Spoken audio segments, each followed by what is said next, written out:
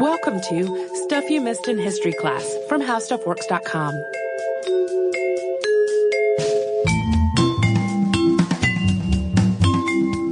Hello and welcome to the podcast. I'm Tracy V. Wilson. And I'm Holly Fry. Today's podcast is coming out on Valentine's Day, so we thought it would be a good day to talk about a famous literary couple, Gertrude Stein and Alice B. Toklas. Gertrude Stein is an icon in the world of modernist literature, and although Alice B. Toklas is more often described as her partner and assistant, she was a published writer as well, and assistant does not really begin to cover how important she was to Stein's life and work. Also together, the two of them famously hosted a salon at their Paris home that was frequented by artists and writers such as Pablo Picasso, F. Scott Fitzgerald, and Henri Matisse. And that salon was really influential in the whole world of literature and art. Yeah, it gets referenced in a lot of people's life biographies, that, we met at Gertrude Stein's salon. That she's kind of becomes a big connecting point in history at that point. So Gertrude Stein was born in Allegheny, Pennsylvania on February 3rd, 1874. She was the youngest of 5 children. She had 2 sisters and 2 brothers. And her father was an immigrant to the United States, having moved here from Bavaria in 1841. The family was Jewish, and although they belonged to a synagogue, they were not particularly observant. Gertrude's family moved back to Europe for 5 years when she was still a baby. And when they returned, they started out in Baltimore, where Gertrude had relatives on her mother's side. Eventually, though, they moved to Oakland, California, and they lived really comfortably there, thanks to her father's investments and rental properties and streetcar lines. They were a pretty well-off family. Gertrude Stein is the person who coined the famous phrase, "There is no there there," and it was in reference to Oakland. Out of context, people tended to interpret it as being dismissive of Oakland as a city, but it comes from Everybody's Autobiography, which she published in 1937. And it's really more about the painfully nostalgic experience of trying to go home again and finding that everything has changed. By the time Gertrude was 17, both of her parents had died, her mother in 1888 and her father in 1891. After her father's death, Gertrude's oldest brother, Michael, inherited the family businesses. He took her and her siblings with him to San Francisco, where he was a division superintendent of the Market Street Railway. After about a year, Gertrude, her brother Leo, and her sister Bertha all moved back to Baltimore to live with an aunt. Gertrude and Leo were very close, and when he got into Harvard, she went to Cambridge, Massachusetts with him. She enrolled at Harvard School for Women, which was known as Harvard Annex when she started, but had been renamed Radcliffe College by the time she graduated in 1897. While she was in college, Gertrude Stein was deeply interested in psychology. She studied under psychologist William James. She published 2 formal papers in psychology before she graduated. The first of them, which was her first published work ever, was, quote, Normal Motor Automatism, which she co-authored with Leon Solomons.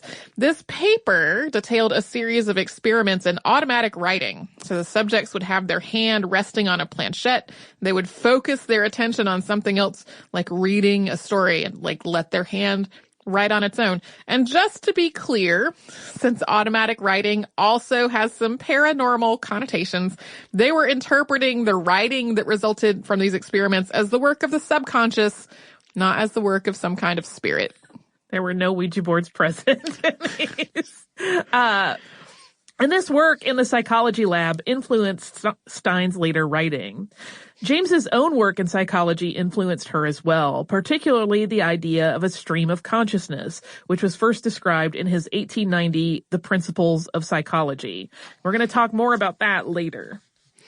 After graduating from Radcliffe, Stein went on to Johns Hopkins Medical School. She started there in 1897. But it didn't go very well. Toward the end of her studies, she started failing classes. She had also become infatuated with Mary Bookstaver, who was nicknamed May. She was involved with one of Gertrude Stein's classmates. May did not return Gertrude's affections, and Gertrude had already really been struggling with depression, so all of this together left her feeling really dejected and despondent, and a fictionalized version of May Bookstaver would be part of some of Gertrude Stein's later creative work. By this point, Leo Stein had moved to London, so in 1902, Gertrude dropped out of Johns Hopkins and joined him there. In 1903, they moved to France, where Leo had a flat at 27 Rue de Fleurus in Montparnasse. Michael and Sarah Stein, along with their son Alan, soon moved into a home nearby as well. And Michael had been shrewd in his management of their father's investments, and it was largely his money that allowed them all to have a very comfortable life in France. It was in France at the age of 29 that Gertrude Stein really started to dedicate herself to writing.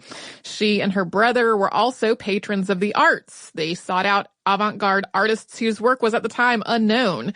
This developed into a massive collection of modern art by people who would become really famous. They were basically buying art from people who nobody knew about at the time, and then later on those people would have a serious name for themselves.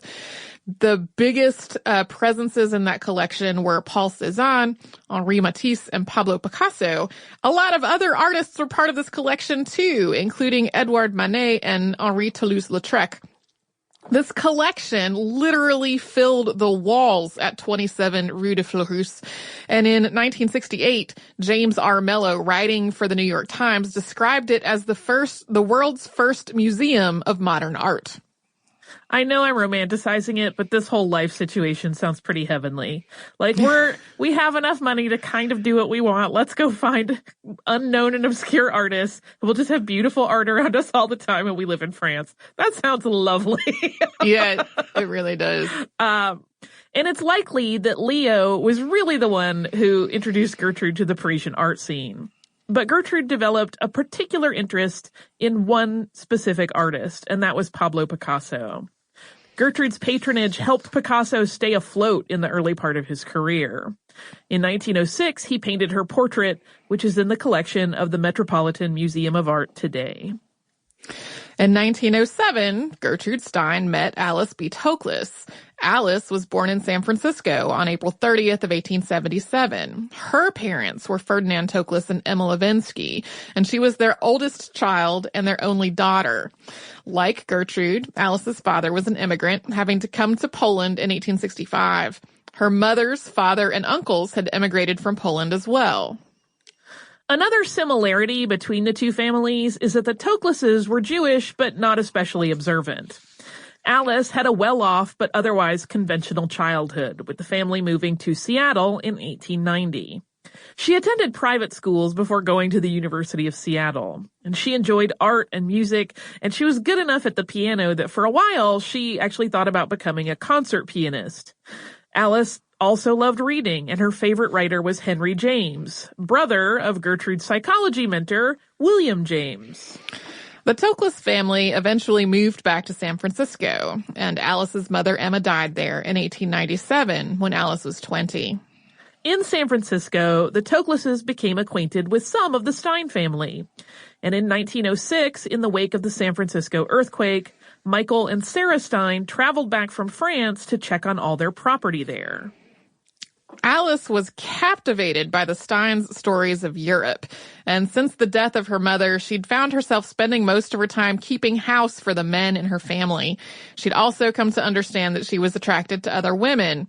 All of this together made her life in California feel really narrow and restrictive. So, in 1907, at the age of 30, she decided to try to find more freedom for herself in Paris, traveling there with her friend Harriet Lane Levy. On September 8th, 1907, Gertrude Stein met Alice B. Toklas for the first time at the Paris home of Michael Stein. That was Toklas's first day in Paris. And we will talk about how they started to build a life together after a quick sponsor break.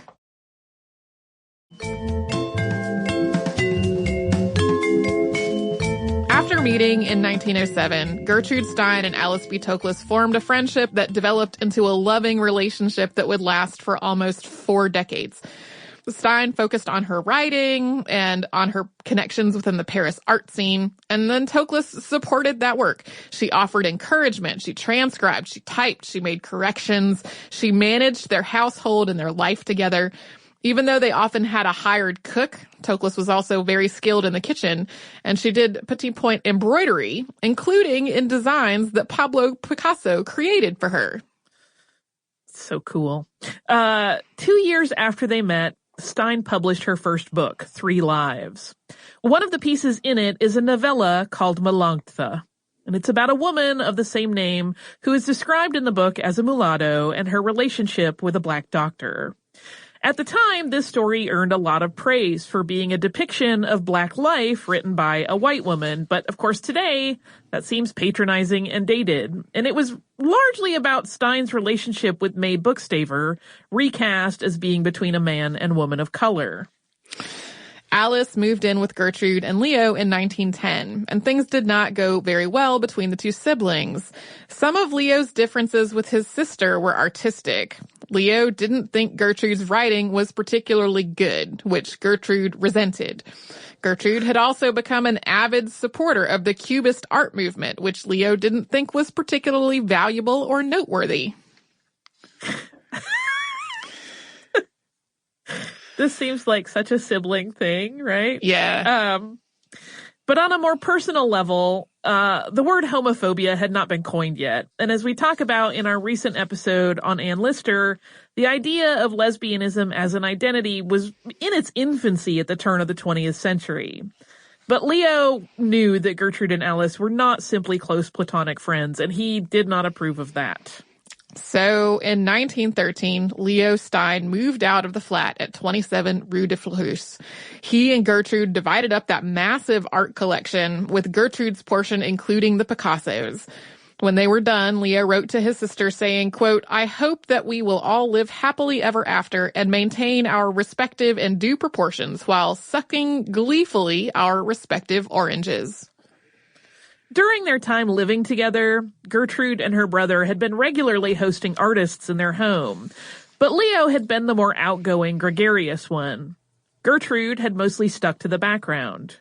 And once her brother moved out, Gertrude moved into his former role, often being the one to talk to writers and painters, while Alice socialized with their wives. A lot of Stein's work from the 19 teens was inspired by Cubism, that very geometric, abstract movement that was inspired by art from Africa and the Iberian Peninsula. Cubism distilled life down to geometric forms, and in the movement's earlier years, you could usually still recognize what the original subject of the painting had been. So, for example, Picasso's La Demoiselle d'Avignon, for example, is obviously a group of nude women, but they're also painted in a very angular and flattened way. By about 1910, though, Cubist painters were doing what was called hermetic or analytic cubism. And this had a lot of overlapping angular shapes, often in a very monochrome palette, with the real subject that had, been the starting point for the painting being barely discernible, if at all. Stein did with words what the Cubist painters were doing with paint and canvas. Rather than trying to write descriptively in a conventional way that reflected real life, she distilled things down to little bits and seemingly disconnected words. A good example is 1914's Tender Buttons, a collection of experimental hermetic pieces arranged into objects, food, and rooms. So, to give listeners a sense of what this was like, Dog from Objects reads, quote, "A little monkey goes like a donkey. That means to say, that more size last goes. Leave with it. A little monkey goes like a donkey." Stein's work was also heavily influenced by William James's ideas of the stream of consciousness, which we mentioned earlier. As James described it, a person's states of mind change, but all these states connect to one another. And within these different connected states, ideas and words repeat themselves, but their meaning changes through that repetition and through their relationships to each other. Stein put this concept into practice in works like Sacred Emily, which was where she first penned her most famous line, "Rose is a rose, is a rose, is a rose." Sacred Emily was written in 1913 and published in the book Geography and Plays in 1922. It's a 367-line poem, nearly all of it 1- and 2-syllable words, which recounts the day of an ordinary woman at home. The lines are really choppy and they're repetitive. 7 lines in a row are just the word pale, P-A-L-E, by itself. Some lines build on each other. So one portion of it reads, quote, "Put something down. Put something down someday. Put something down someday in. Put something down someday in my hand. In my hand write. In my handwriting. Put something down someday in my handwriting."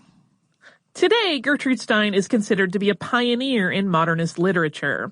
But there is some debate about exactly how much of her work directly influenced other writers at the time. Stream of consciousness became its own style of writing, connected to but still distinct from the stream of conscious idea in William James's psychology work. James Joyce wrote Ulysses after being exposed to Stein's work, but it's not completely clear whether he intentionally followed her example. On the other hand, Stein's Cubist and Hermetic work definitely had its detractors, the same kinds of criticisms that you will hear about Cubist art or modern abstract art in general. Just as people describe abstract art as not art or as just blotches of paint or whatever, people described Stein's writing as unreadable nonsense that didn't mean anything and had no value.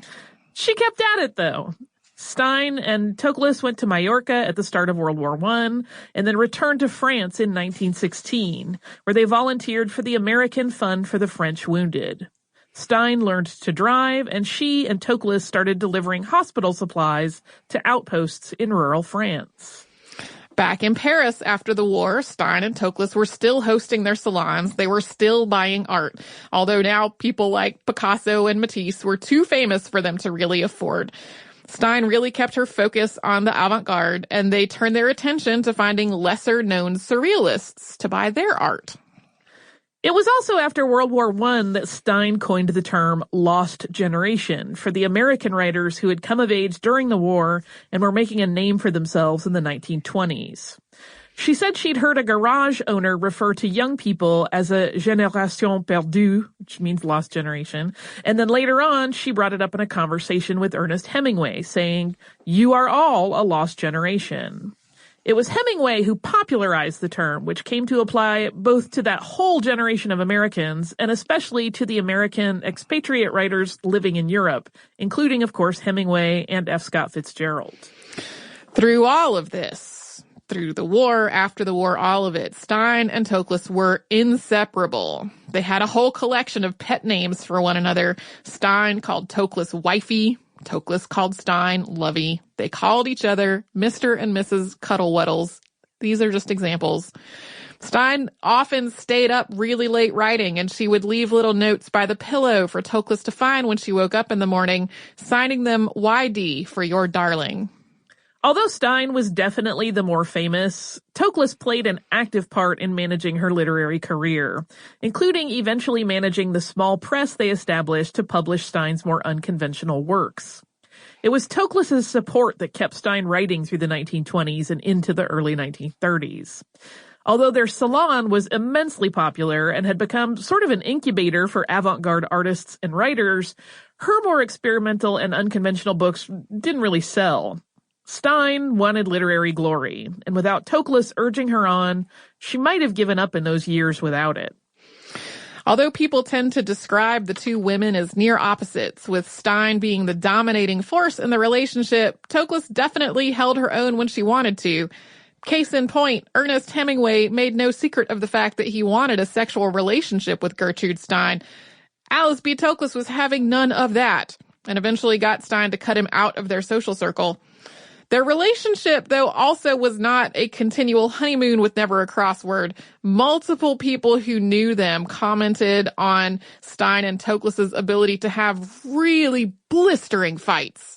In 1933, Stein published her most commercially successful work and her only bestseller, the autobiography of Alice B. Toklas. It is her most conventional book, except that it calls itself an autobiography, and it's written from Alice's point of view, but Gertrude is the author, and it's largely about Gertrude. The book also gave Gertrude Stein a chance to write about herself as a genius without being like, hey, y'all, I'm a genius. As an example, here is how, in Toklas's voice, Gertrude Stein wrote of their first meeting. Quote, I may say that only 3 times in my life have I met a genius, and each time a bell within me rang, and I was not mistaken. And I may say that in each case it was before there was any general recognition of the quality of genius in them. The 3 geniuses of whom I wish to speak are Gertrude Stein, Pablo Picasso, and Alfred Whitehead. The autobiography of Alice B. Toklas also really emphasized Gertrude Stein's purported personal influence on the Cubism school of art, something that highly offended a great many Cubist artists. There's part of me that's like, man, I wish I had that kind of confidence. While both women had been well known in Parisian artistic and literary circles, this book made both of them internationally famous, Stein as its author and Toklas as its purported subject. They both traveled back to the United States so Stein could carry out a sold-out lecture tour. This was a huge publicity event that included newsreel appearances, tea with First Lady Eleanor Roosevelt, and meetings with such famous names as Charlie Chaplin. This would also be Stein's last visit to the United States.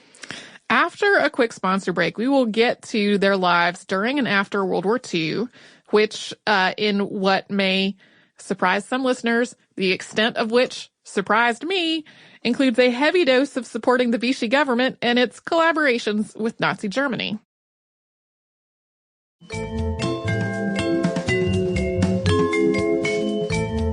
Between the 2 world wars, Gertrude Stein and Alice B. Toklas kept up their life in Paris when they weren't on that enormous and wildly successful publicity tour.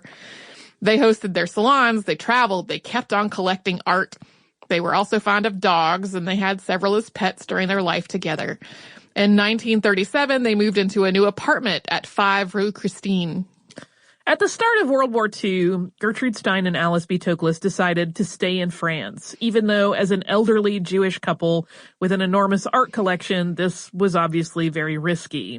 And it was not a decision that they came to easily. They fretted back and forth about it through much of 1939 and 1940. Ultimately, they stayed, and then they left Paris for the French countryside, where they had a house in Billigny. A lot of people ask them why they stayed. Because, I mean, really, that is a lot of risk factors for being in France during World War II, right? They have their age, the fact that they are gay, they have the huge art collection, like all of this together. And the answers that they gave were kind of like Gertrude Stein was like, yeah, I didn't want to travel and I'm picky about my food. So, I mean, I see how it would be hard to leave French food behind. I do. But yeah. So a lot of accounts really gloss over how they made this work. And the answer is that it was largely through the protection of Bernard Failly, who was a high-ranking and openly anti-Semitic Vichy government official. Quick recap, if anyone needs a brush up on this part of World War II. The Vichy government was installed after France fell to Nazi Germany. It collaborated with Germany for the rest of the war, and it's named after the town of Vichy, which effectively acted as the French capital. During World War II, the Vichy government deported 75,000 Jews to Nazi extermination camps, and almost none of them survived. When Vichy Chief of State Marshal Philippe Pétain banned secret societies in 1940, Failly himself compiled a list of Freemasons that led to 6,000 imprisonments, nearly 1,000 deportations, and more than 500 deaths. It's not clear how much of Failly's work during the war Stein knew about. She probably did not know about this whole Freemason list. She certainly knew that Jewish people were being rounded up and deported. But she had been friends with Bernard Failly since 1926. And then later on, Toklas would call him Stein's dearest friend. The reason that Stein and Toklas were left alone was that Failly arranged it with Philippe Pétain. Stein had a connection with Pétain as well. In 1941, at Failly's suggestion, she translated a set of his anti-Semitic speeches into English. She described herself as a propagandist for the Vichy government. Failly's protection of Stein and Toklas extended to their Paris apartment as well. While they were in Billigny, The Gestapo broke into that apartment and they started packing up all the art for removal. A neighbor contacted the gendarme who arrived on the scene and asked these Gestapo to show their requisition orders for the paintings. They didn't have orders, which bought a little time while Fahey arranged for the art to be left alone. His protection didn't really extend to the rest of the apartment, though, and some of Stein's and Toklas's other possessions were looted. After the war, Fahey was put on trial for his collaboration with Nazi Germany, and Stein wrote a letter in his defense.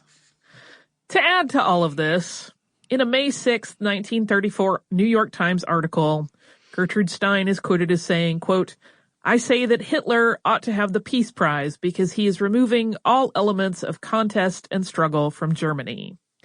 By driving out the Jews and the democratic and left elements, he is driving out everything that conduces to activity. That means peace." The general consensus is that she probably meant this ironically, and given that Stein's entire literary career was about playing with and breaking the conventional rules of language, it was probably not intended to be taken at face value. But her later support of Pétain and the Vichy government and her defense of Fahey make it hard to just dismiss that statement with, oh, she was supposed to be ironic there.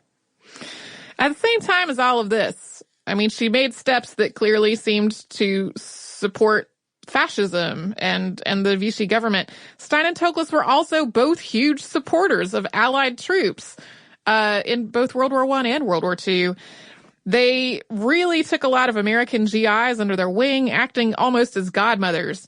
Wrote them letters, hosted them in their home, and for Stein's part, she wrote a lot of laudatory poems and stories about Allied soldiers and French resistance fighters during World War II.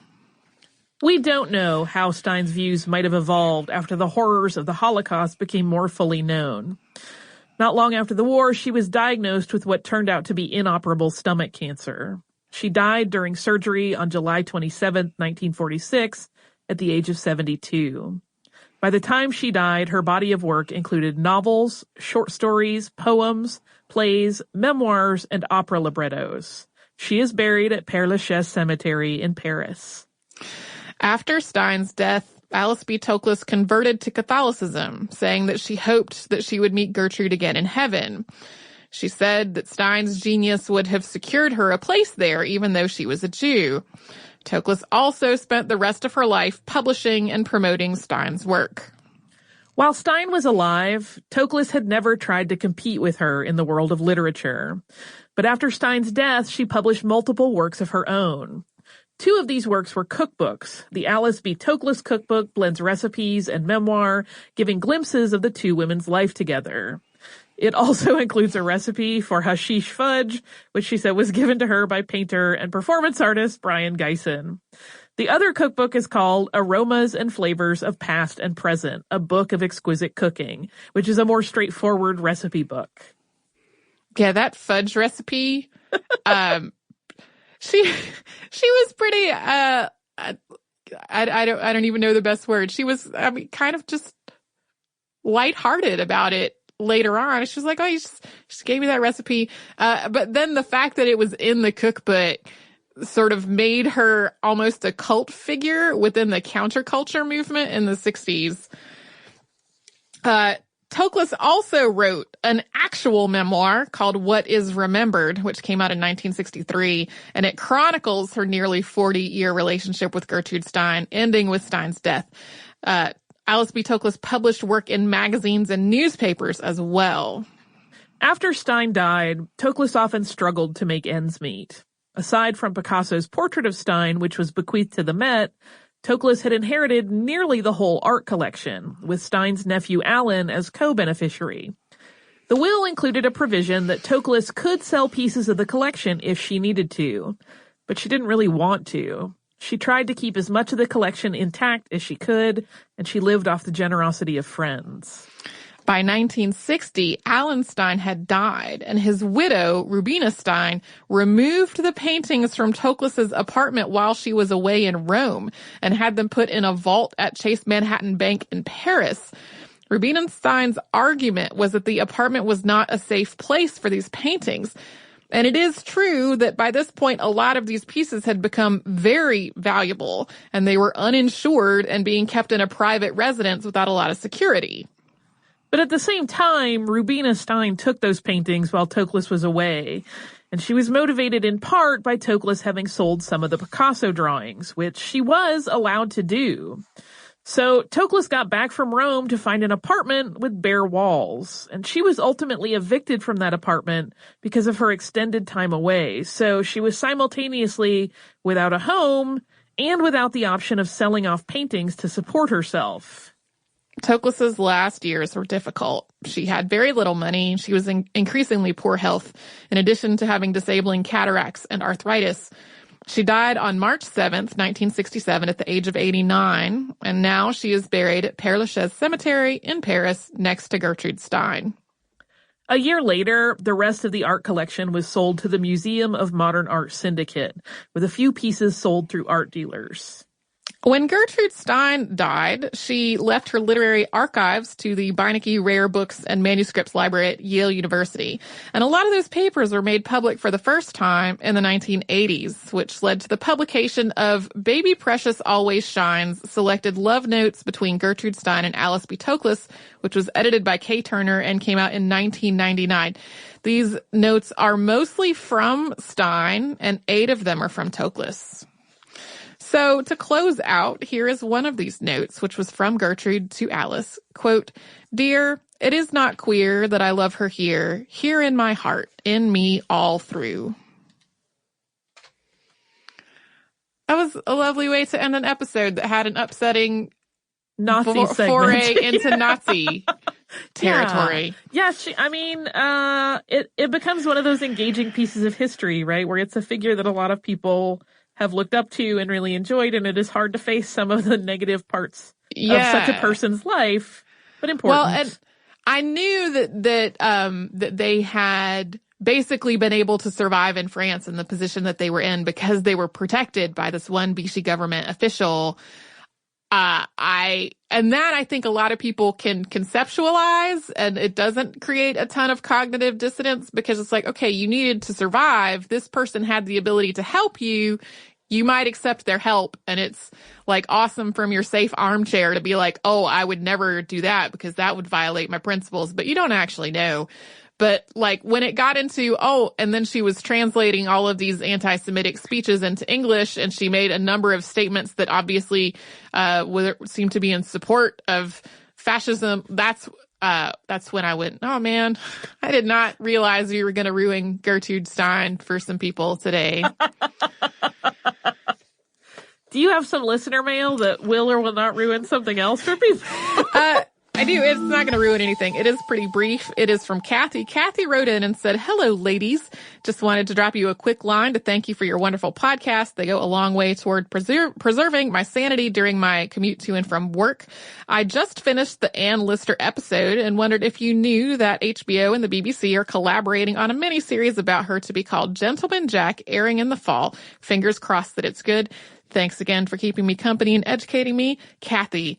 Yes, so I had meant to mention a couple of TV appearances of Ann Lister in that episode, and it was running a little long, and it eventually slipped my mind. There is I think, made-for-TV movie called The Secret Diaries of Ann Lister, which I haven't watched because I watched the trailer, and it seemed too melodramatic for my personal tastes. But when Gentleman Jack was initially announced, it was announced under the name Shibden Hall. So when I tried to confirm, because that was last year that it was announced, and I tried to confirm what the status of it was, I found nothing about it because I did not know that they had changed the name to Gentleman Jack. So we may have some Ann Lister miniseries to watch in the reasonably near future. If you would like to write to us about this or any other podcast, we are at historypodcast@howstuffworks.com, and we are also on Facebook and Twitter and Instagram and Pinterest at Missed in History. If you come to our website, which is missedinhistory.com, you will find show notes for all the episodes that Holly and I have worked on together, as well as a searchable archive of all of the episodes that we have ever done. You will get to see one of Gertrude Stein and Alice B. Toklas' dogs, named Basket, in the artwork for today's episode. It's a very cute dog. Most dogs are cute dogs. This is true. And you can subscribe to our podcast on Apple Podcasts and Google Play, anywhere else that you might listen to podcasts.